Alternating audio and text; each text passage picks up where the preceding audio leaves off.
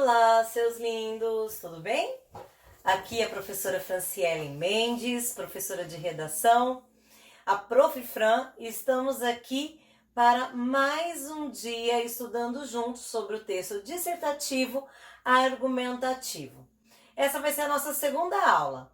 Antes, nós falamos sobre a linguagem, como as palavras, como organizar, e hoje nós vamos falar sobre outras partes do texto. O que mais nos preocupa quando nós vamos escrever um texto dissertativo argumentativo? Próximo à véspera do Enem, o que mais a gente escuta é preocupação quanto ao tema do Enem. A galera começa a movimentar inclusive canais de YouTube, Instagram, em que divulgam: eu acertei o tema, eu sei o tema será tal assunto. E, geralmente, buscam assuntos bem específicos, assertivos. Tudo isso para conseguir likes, curtidas e visualizações. Mas será que o tema é mais importante do que conhecer a estrutura do texto dissertativo argumentativo? Veja só, eu trouxe aqui para vocês os últimos temas que caíram no Enem, desde 2009 até 2019. Então você pode agora dar uma congelada na tela e prestar atenção nos assuntos que já caíram.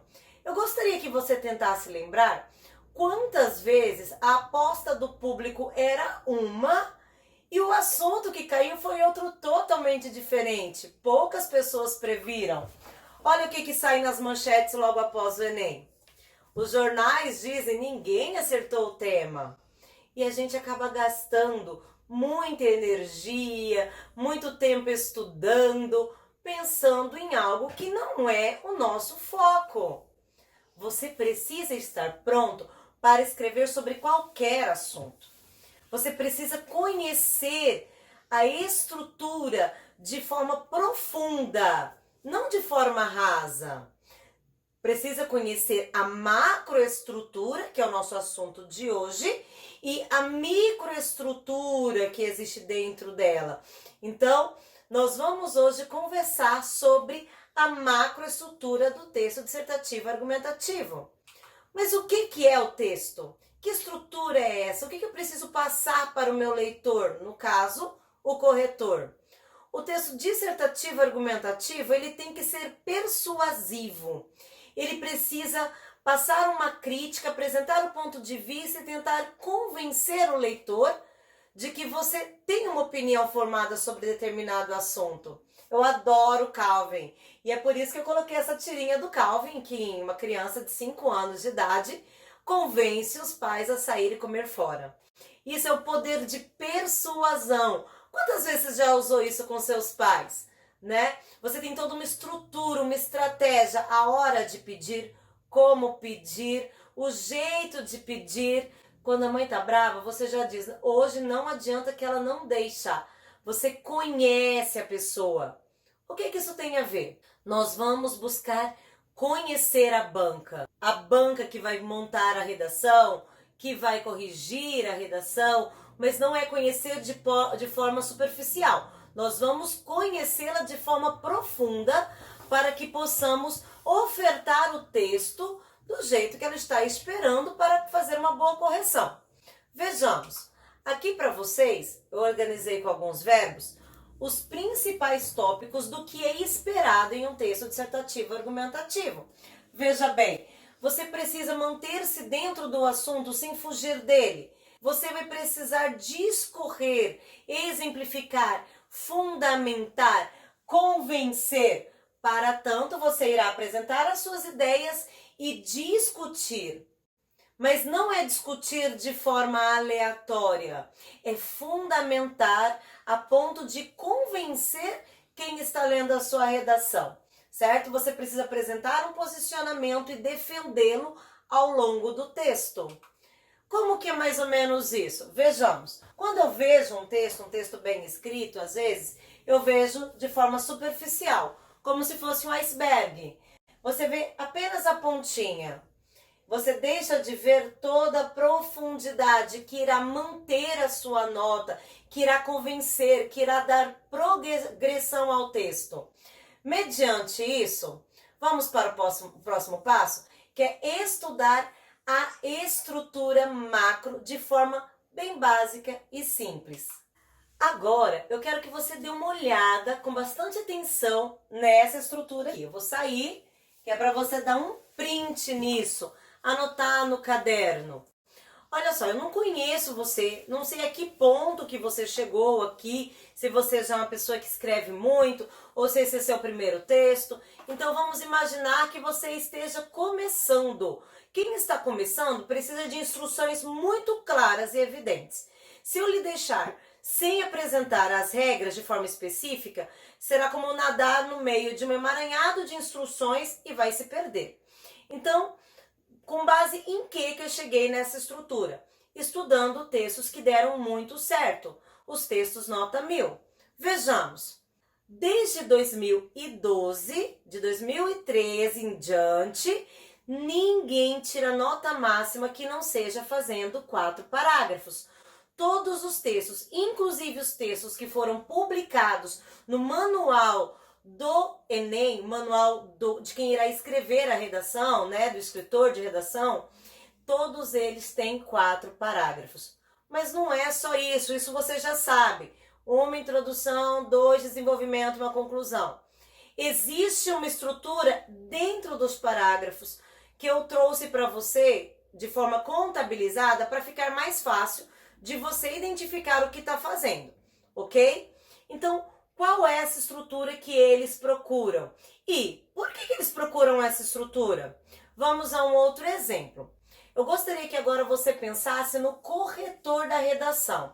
Ele corrige centenas de redações por semana. Digamos que ele chegue a corrigir 200, 300 redações por semana. Quando eu, como professora, busco agilidade na correção de algo, eu faço um gabarito. O que é o gabarito?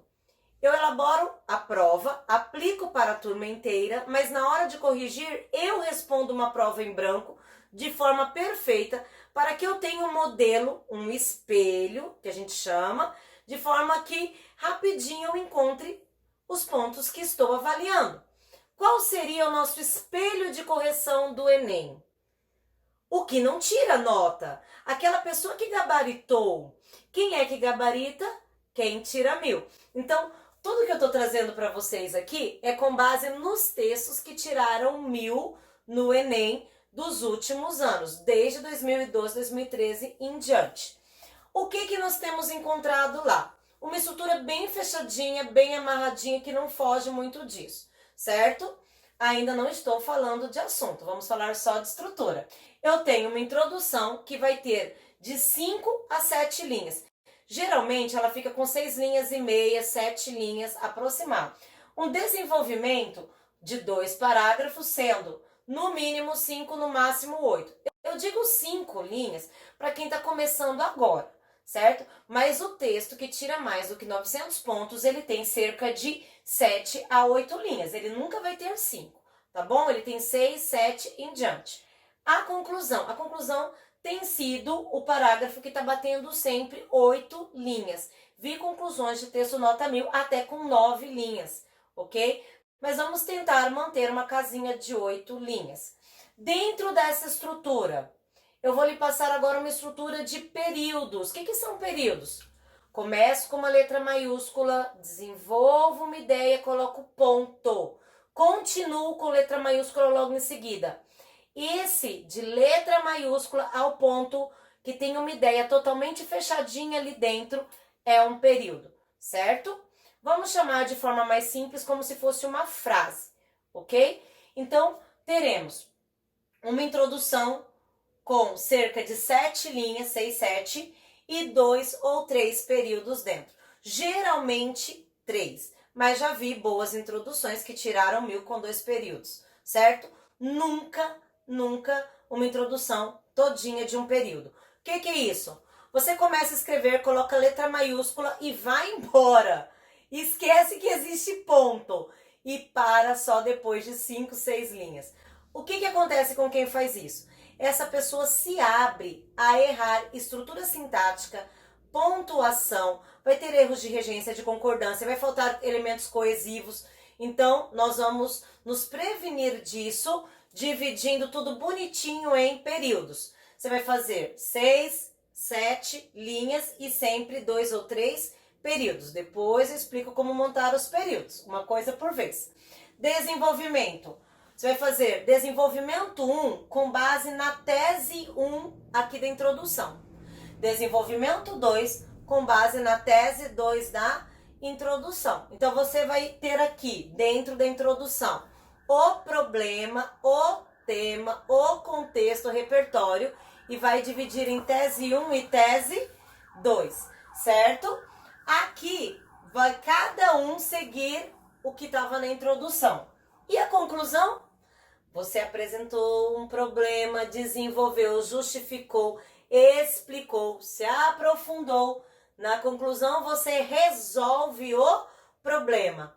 Cada tese é um problema específico. Tese 1, tese 2, se forem separados os problemas, as problemáticas, então você vai ter que ter uma conclusão com uma solução para a tese 1 e uma outra para a tese 2, certo? Vamos com calma, tá bom? Olha só, agora fecha essa imagem e dá uma olhadinha. O que eu te trouxe? Eu te trouxe um texto nota 1000 do ano de 2018, que foi publicado em 2019. Foi publicado, inclusive, lá na apostila dos textos 1000 do Lucas Felp. Fica aí a indicação para vocês. E é o texto da Carolina Mendes. Dá um print na tela e vamos analisar. Printou? Vamos analisar? Olha só, eu tenho quantos parágrafos? Eu não quero que você acredite em tudo que eu falo, não. Nós vamos sempre partir da dúvida, tá bom? Então, duvide, questione. Gente, crítica é assim mesmo, isso é ótimo. Eu tenho introdução, desenvolvimento 1, desenvolvimento 2 e conclusão. Isso tem que estar na sua cabeça como uma fórmula específica. Sabe aquela receitinha de bolo que você não larga? Introdução, desenvolvimento 1, desenvolvimento 2 e conclusão. Vamos ver as questões da quantidade de linha? Introdução dela teve 6 linhas. Desenvolvimento 1 foi da 7 até a 14. Desenvolvimento 2 da 15 até a 21. E conclusão da 22 a 30. Então você percebeu, se você olhar o texto, é um texto lindo. Praticamente não tem rasura. Eu quero que você veja, olha a perfeição dessa margem aqui. Precisa, Fran? Precisa, amor. Não pode ter divisão, palavra, sobrando espaço aqui. Não. Vai sobrar espaço nessa questão da frase. Isso é normal, tá bom? Agora, aqui tem que fechar tudo bonitinho e para isso existe divisão silábica de translineação, certo? Agora, eu quero que você observe a quantidade de períodos. Dá uma olhadinha, veja, ela começa com letra maiúscula para aqui em usuários, ponto. No entanto, elemento de coesão, ela segue e ela vai parar aqui em usuários de novo, ponto, desse modo, vírgula. 3 períodos. Ela vai seguir uma sistemática de 3 a 4 períodos dentro dos parágrafos maiores, que são os de desenvolvimento, e vai fazer aqui 3 períodos de conclusão, porque ela resolve uma tese, outra tese e retoma tudo no final. Então, assim, é uma estrutura muito certinha que provavelmente ela seguiria em qualquer tema. É isso que eu digo, quando a estrutura está acima da sua preocupação com o tema. Vejamos, isso é coisa da nossa cabeça? Não. Dá uma olhadinha no texto da Fernanda Carolina. Também tirou 1000 no ano de 2018, tá aqui para vocês. E vejam agora, introdução, desenvolvimento 1, desenvolvimento 2 e conclusão. De novo, eu tenho uma estrutura muito certinha, muito apertadinha, bem resolvida. Uma questão, no texto anterior praticamente não tínhamos rasura. Isso é excelente, evite o máximo cometer erros, desvios. Nesse aqui eu tenho algumas e ela escreve em cima.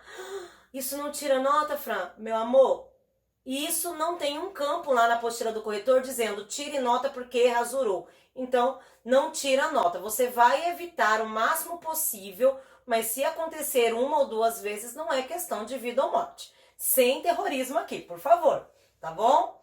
E por fim, para nós analisarmos, eu trouxe para você um texto quentinho, é a primeira vez que ele está sendo divulgado na internet, é o texto do filho de uma amiga minha, da Rosete. Muito obrigada, Rosete. Rosete, toda orgulhosa, disponibilizou o texto do filho dela, do ano de 2019, que ele tirou 1000 no Enem. Eu quero que você dê uma olhadinha nessa tela. Que letra!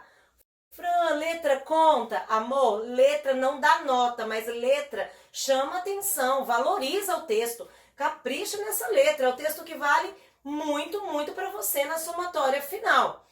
Agora, observe, é um texto que tirou nota máxima, mas ele não só tirou nota máxima em 2019, como ele também foi aprovado para medicina na USP e aqui para quem ler, o texto dele saiu na revista da turma de 2019 para 2020, né, dos aprovados na USP no curso de medicina. Quem quiser ler a revista, chama lá no grupo que nós temos no WhatsApp, que eu envio a revista que ele autorizou a divulgação, tá bom? E, de novo, o que eu tenho?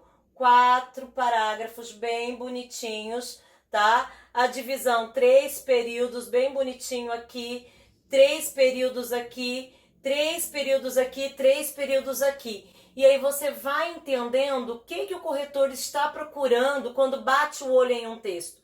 Ele, querendo ou não, ele cria um estereótipo de texto perfeito para ele. Ele precisa de agilidade. Então, a partir de hoje, você vai fazer sempre 4 parágrafos, sendo da seguinte forma. Olha aqui, você vai fazer a introdução, apresentar o contexto, você pode fazer uma citação direta ou indireta. Apresenta o problema e depois divide esse problema macro, que é o nosso tema, em 2, que vai ser a tese 1 e a tese 2, certo? No desenvolvimento, tu vai fazer 2 desenvolvimentos. Desenvolvimento 1, você volta na tese 1. Desenvolvimento 2, você volta na tese 2. E dessa forma, tu vai conseguir que seus parágrafos estejam interligados, tanto a introdução como a conclusão. Não vai ter parágrafo solto dentro do seu texto, porque na conclusão você volta e resolve a problemática da tese 1 e também da tese 2. Resolve um modo de falar, tu pode propor apenas uma intervenção parcial, ok? Por fim, nós estamos quase chegando ao final e eu não podia deixar de apresentar uma outra estratégia para quem não tem costume de fazer redação, para quem está começando agora. Printa aí, tá bom? Que é isso, Fran? Isso aqui é para você pensar na estrutura da redação por meio de perguntas. Como assim? Vai começar o texto, não sei como pensar na introdução. Na introdução tu pensa, qual é o problema? Queridos, o tema será sempre um problema. Se for um tema positivo, como foi a questão do ano passado, mas qual que é o problema em ir ao cinema? Eu quero que você imagine que falta aquilo e que parte da sociedade sofre com essa falta e por isso é um problema, certo? Então, qual é o problema? Pense, desde quando esse problema existe? Quando tu pergunta desde quando o problema existe, você está pensando em contexto histórico, tá bom? Para colocar na sua introdução. Divide em 2, lembra? E aí eu quero que você pensa, por que isso é um problema? Tu vai ter que fundamentar, justificar. Quem sofre com isso?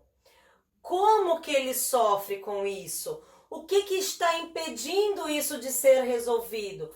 Toda vez que você questionar, tu vai ter conteúdo para explicar e resolver o problema. E por fim, para conclusão, dá uma olhadinha nessas questões, elas valem nota. A primeira pergunta que você deve fazer é: quem vai resolver o problema? Todo esse problema que você discutiu, que você apresentou, ele precisa ser resolvido. E aí eu questiono, quem vai resolver? Certo? O que será feito? Como será feito? Por meio de quê? Quais serão os instrumentos, os recursos usados, certo? Quem vai garantir que essa solução realmente aconteça? Vai pedir apoio de alguém? Aí tu vai até para um detalhamento. E por fim, após a solução, qual o efeito? Qual a consequência positiva? Então, essas perguntas fazem parte da conclusão, ok? Eu termino aqui com um desafio para vocês. Nós vamos ficar uma semana sem nos vermos pelo YouTube, eu vou continuar com vocês no Instagram, mas eu gostaria que você estudasse a estrutura do texto. Baixa a apostila de textos nota 1000, eu vou enviar lá no grupo de WhatsApp a apostila. Dá uma olhadinha, procure ver a semelhança em cada texto nota 1000 de um autor, de um estado, de uma idade, para outro autor de nota 1000, de outro estado, de outra idade. Como que os textos são tão parecidos? Parecem às vezes que foram escritos pela mesma pessoa. E esse não é o momento da nossa crítica pela diferença nos textos, mas você há de perceber que eles são todos semelhantes. Então nós queremos uma boa nota, querendo ou não, nós vamos começar a procurar situações semelhantes entre os textos. Depois, procure palavras que direcionaram esse texto, certo? Os temas lá dentro. Eu trouxe um desafio todo em letras garrafais, em letras maiúsculas para vocês. Nós estamos em casa. E que tal você tirar uma semana para aprender como se usa o acento grave, dominar a crase? Então estuda a crase, estuda a estrutura, estuda algo da linguagem, da linguística, da competência 1. Você vai estar, nesse caso, trabalhando com duas frentes dentro da sua redação, duas competências super necessárias, ok? Tente montar um dicionário de palavras cultas. Lá no grupo eu já mandei alguns. Faça rascunho. Quanto mais você escrever, melhor você irá ficar. Pense na redação. Ela é um projeto importante. Ela precisa ser fruto de um esquema, de um esqueleto. Mas isso tem que ser construído por você. Eu não vou te passar uma cópia de como fazer. Eu te dou o direcionamento. Como você vai montar, isso vai ter a sua identidade. Você vai desenvolver os recursos que usará. As palavras, eu nem disse sobre palavras. Quem vai escolher como colocar as palavras dentro do texto é você. Vamos juntos, certo? Deixo aqui para vocês o importante assunto da semana que vem. Talvez você tenha ficado ansioso. Como que nós vamos trabalhar agora? Eu não tenho ideia. Eu aprendi a estrutura, mas eu não sei como escrever, eu não sei como organizar. Vamos trabalhar tempestades de ideias. Agora, você não pode ir embora sem recomendar o meu canal. Tô começando agora, ajuda aí. Curte esse vídeo, compartilha com os amigos. E educação precisa ser democrática, certo? Conto com vocês. Até a próxima aula.